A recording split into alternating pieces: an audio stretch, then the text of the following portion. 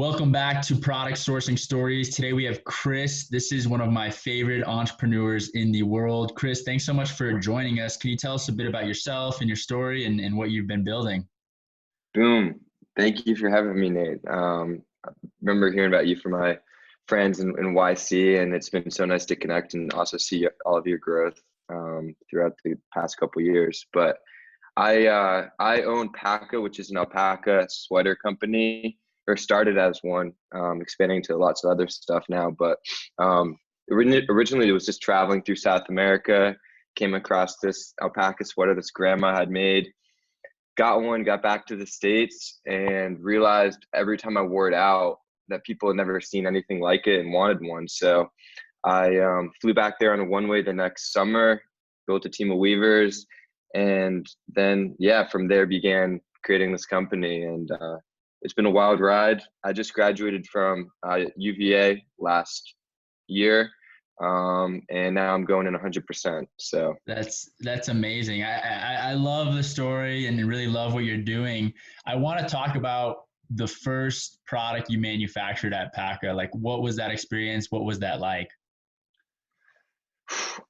I knew nothing about it. I mean, and it's also so crazy now hearing other people's stories of how they go to such a factory setting and they deliver a tech pack or maybe never even meet the people, right? Like I actually did t-shirts in high school, to like sell to my class. And that was like my first entrepreneurship hustle. But when I was building Paka, I literally was like going to these women's houses in the morning in the outskirts of Peru, working on prototypes together. And literally like then launching that website, did all the photography myself and just shipping them out of my dorm room to start. But like from conception, I was on the ground there, hands-on, which I think is underestimated in terms of importance for just seeing where your stuff comes from and having a better idea when maybe things go wrong, or to understand also how you can pivot and create a better product. It's like you got to see where it comes from. Totally. That's great insight. I'm curious, how did you like find your first factory? I mean, you were on the ground floor there in Peru. Were you just kind of walking the streets and asking people, how do I produce these alpaca sweaters, or what was that like? Because I mean, from my understanding, there's not like a online database like there's Alibaba in China and that database, but in Peru and South America. What was that process being on the ground floor there, going out and actually finding a factory? So I didn't. I mean, so Pack is vertical in the sense that I've built my own manufacturer and team of weavers that has had to also logistically move all the way from the Andes Mountains to the United States to someone's door, and that's been a huge learning process for me, and one that I've had to kind of figure out every step of the way. But the initial like factory or manufacturer was literally just out of some of these women's homes. Wow. And now we're employing over 30 women full-time down in Peru. That's And incredible. expanding our distribution network. That's amazing. So Paka literally owns and operates their own facility, which is incredible. I mean, just walk us through, I don't even know where to start, the process of managing that. I mean, you have to have a team that's ordering the raw materials, making sure there's operational efficiency. I mean, Yeah. how do you QC go about that for a process? handmade product. Of course. Just I think it would have been very helpful to have had, some sort of mentorship. Like it was just failing and failing and failing and trying to, figure out what was going wrong at every step of the process. I mean, from the actual blend of the alpaca wool that we created, like ourselves, to the designs and creating a modern product out of these ancient weaving techniques, to shipping out of Peru, which is one of the most difficult, shipping ports really in the world in terms of like exportation, and figuring how we want to package them, like the whole biodegradable packaging. It's been a process and still continue to learn. But as you do things your way and yourself in the beginning, then you can outsource and contract. And I feel like nowadays it's we're prone to outsource before we even understand what we're outsourcing, Mm.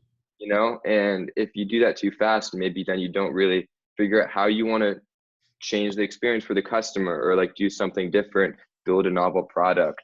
Right. Um, So but let me get yeah, this right, Kriss. You like, did you have any manufacturing experience before this, or you just, you hopped on a plane, said, I'm going to build a facility that employs over 30 not, women to that was produce not on these the plan. It sweaters? was, I mean, yeah. that's incredible just to think about and take a step back and realize, what you've accomplished and what you've been able to achieve. And I mean, did you have manufacturing experience before this? Like, that's a huge undertaking. I mean, nothing apparel wise, definitely had some entrepreneur hustles, since that middle school, like, lemonade stand all the way Yeah. through high school, like slanging. Like I've definitely worked hard on figuring out how to bring something to market, a lot, and that's been a focus of mine. But going to the depths of Peru has been like the craziest internship ever in building a business because of how hands-on it's been. But there was no business plan. It was just mainly curiosity the whole way through.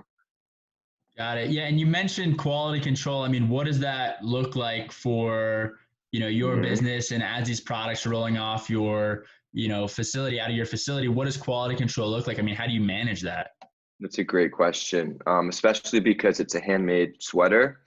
And as we move to, higher quality knits and blends, which require better technology, I've been considering, how we can improve, how we can maintain the handmade story and also not limit our capacity to create such a high quality like product that sits next to a modern brand like Lulu or Nike, and rivals them just in quality, and that's so important. Is like, if especially apparel, if your product doesn't speak for itself and the sizing isn't nailed, no one cares at the end of the day how much, empowerment you're doing or sustainable the product is. So for us and me right now, QC is extremely like a huge focus, and we're actually working on having like a satellite powered image that, like, is flatlined for every step of the way when they lie down before it even goes to the United States and is finished. But a couple of people are in place there, just going over each product before it's, packaged, and it's made start to finish in Cusco. So before it's, and also you have to account for in apparel like the shrinkage after the vaporizing and softening.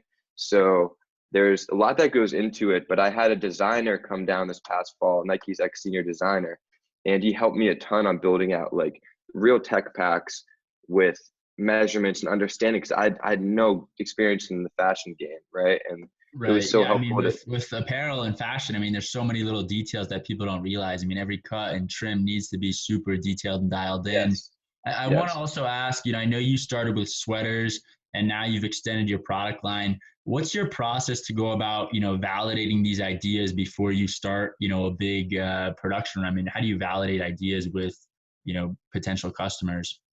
That's such a great question, because I think people trip a lot on if something's going to be even wanted.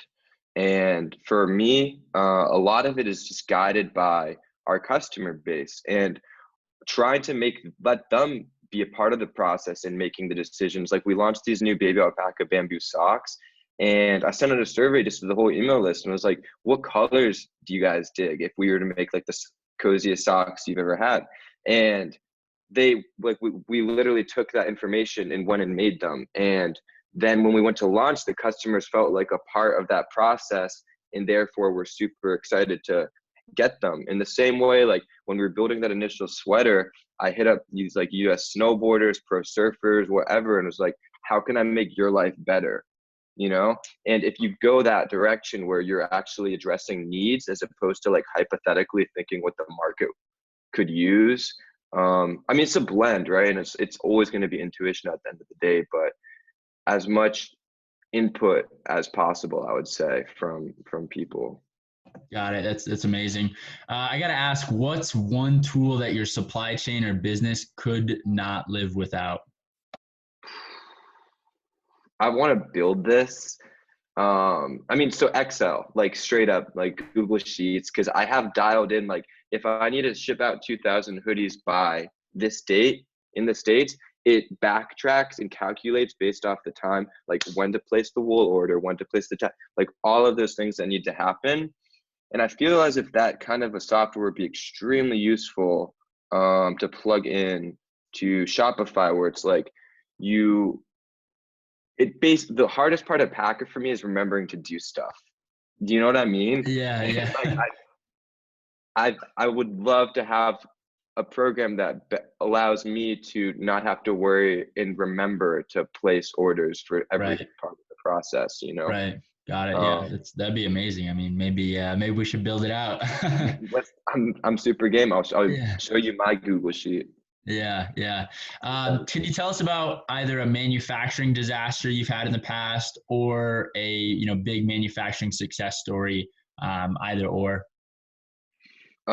Big failure or roadblock was this past Christmas, actually. We created this new quarter zip, but sourced the zippers from YKK. And when we were on track to deliver by Christmas, however, we get the package in Peru, we open it up.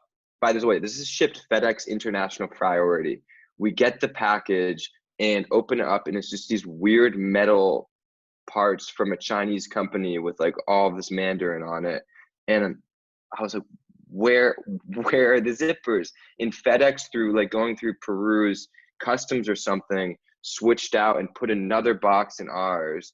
We lost that package, by the way, never got it. It was a total disaster. So I had to like save that and all of those, orders and customers, and send out like a wooden card that said your sweater is currently being made, just so they could give something to someone for Christmas. But like that was a big learning lesson for me, to always add more padding to the manufacturing process, because when you're building a startup, it's always like, we got to do this by tomorrow, and that's fun, and it's like this, the stress is very real.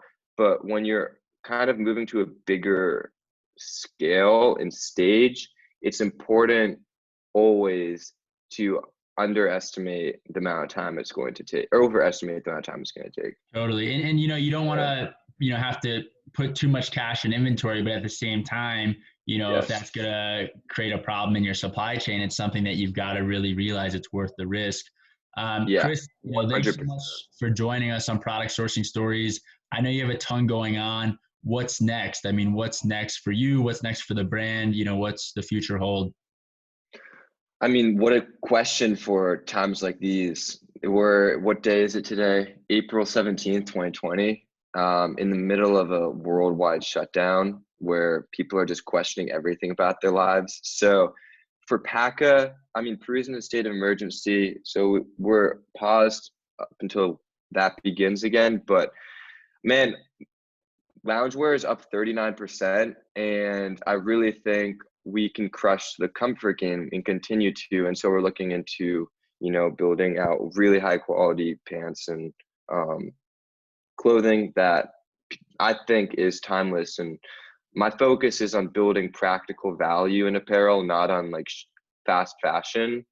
I think that's where brands struggle. But you look at a company like Allbirds that has been still selling that shoe since day one, because it's such a functional piece of clothing. And that is mainly my focus, is to continue doing that and bridging gaps for people and adding value to both sides of the equation. Totally. That's amazing. And I love how your supply chain is vertically integrated. I mean, there's very few companies that are able to accomplish that and, achieve that to the magnitude that you have. Chip Wilson gives a real great, I mean, he did that with Lulu, and his book, Little Black Stretchy Pants, is a must read for anyone Definitely. trying. That's a great recommendation. Where can people find you online?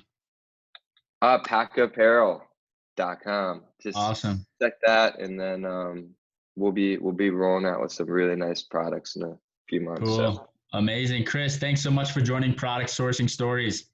much love.